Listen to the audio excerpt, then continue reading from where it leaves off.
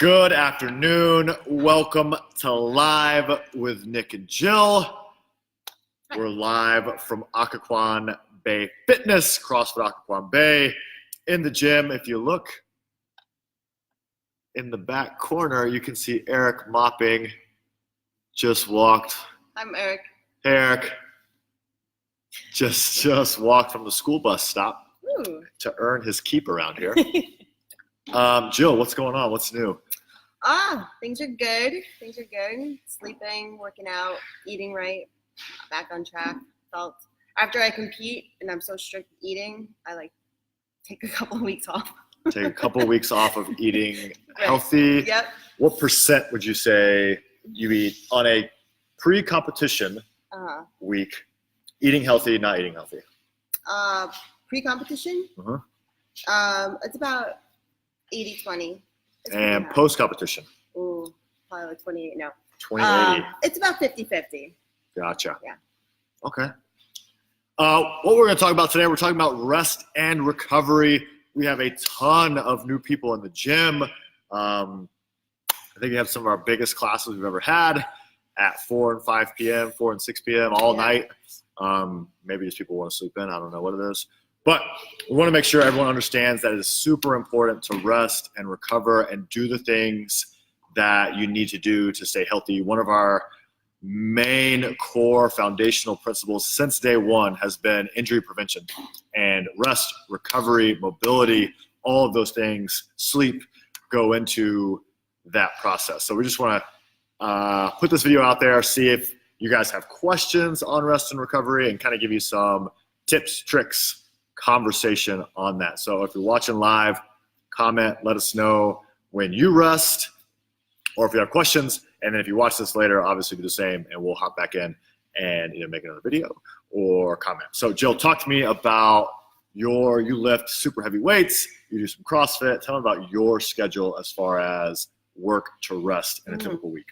So I'll lift 3 days a week, and that's usually I take a rest day in between. Okay. And I'll fit in maybe a CrossFit type of class that doesn't include weights in it. To also so like 100 burpee pull-ups. That was so much fun. I know I'm that weird person that likes burpees. And then enjoy the partner workouts on Saturdays too. So that kind of fills me in on 5 days resting, but also knowing not to go crazy and understand my body. Okay. So out of a week, at least 2 rest days where you don't do anything. Yeah. Gotcha. So originally, CrossFit was built on a 3 days on, 1 day off rotation. And there's science and an opinion on what right looks like 1 day on, 1 day off, 5 days on, 2 days off, which was another option with early CrossFit. That's basically what I do. I do the live workouts in the morning, typically 5 days. I may run on the weekend, hop into a class.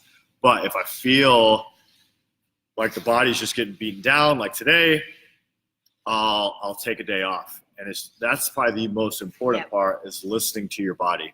So if you do, I'm super sore, but I want to achieve these goals. I want to get all these results. Well, you have to be in the fight for the duration of the fight if you want to achieve that goal. So you have a weight loss goal, you have a muscle goal, you have a competition goal. And if you just go so hard at the beginning and you're every day, then you're going to hurt yourself or not be able to reach your full potential. And it's the same thing with nutrition. If you start some sort of new nutrition plan and you're just crazy, all of a sudden you're miserable, you're injured your heart and your stomach and everything else, and you can't keep it up. So it's important to find that balance for you, especially when you're new. There's going to be muscles you didn't even know you had that are super sore. So besides taking a day off, what do you do to facilitate recovery? I drink a lot of water. Hydration, and I stretch. I definitely, whether it be after my workouts or if I'm home and I have some time, I like to work on mobility. Right. We do ROMWOD on Wednesday. Those of you that don't come on Wednesdays or try to leave halfway through ROMWOD, obviously that's something we have in place to help facilitate your success. So please take advantage of that. If you're also not doing the finishing exercises that we have in class, those are there to facilitate recovery before you leave class, sit in the car, sit at work all day, sit at home at night, and then all of a sudden you're like, oh, I got this thing in my shoulder. I don't know. Well, you didn't do the finisher. You didn't start that recovery process before you went home. So make sure you're doing that. So like Jill said, stay hydrated. Make sure you're stretching. If you need a stretch or help with some mobility, definitely ask one of us, Coach Alicia. The Googles are a magical thing.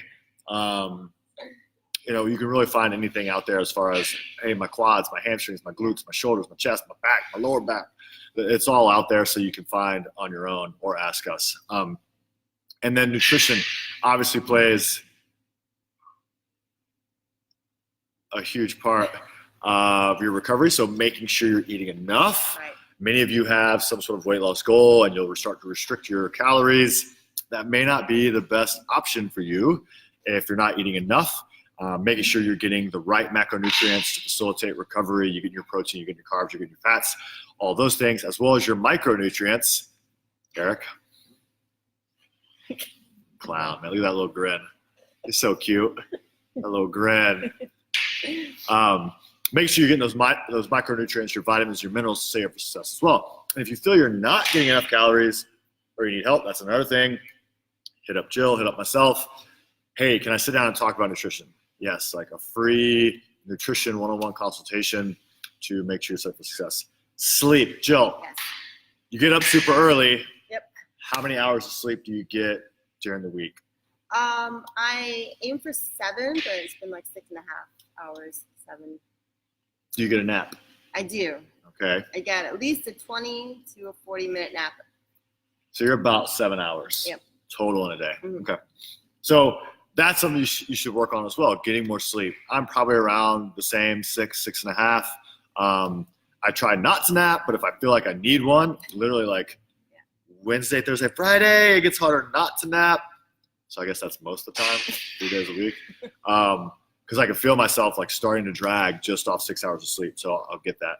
And what I want you to think about, I know Game of Thrones and Movies and all that. movies other or stuff whatever the hell else you guys watch usually comes on prime time, so it's late.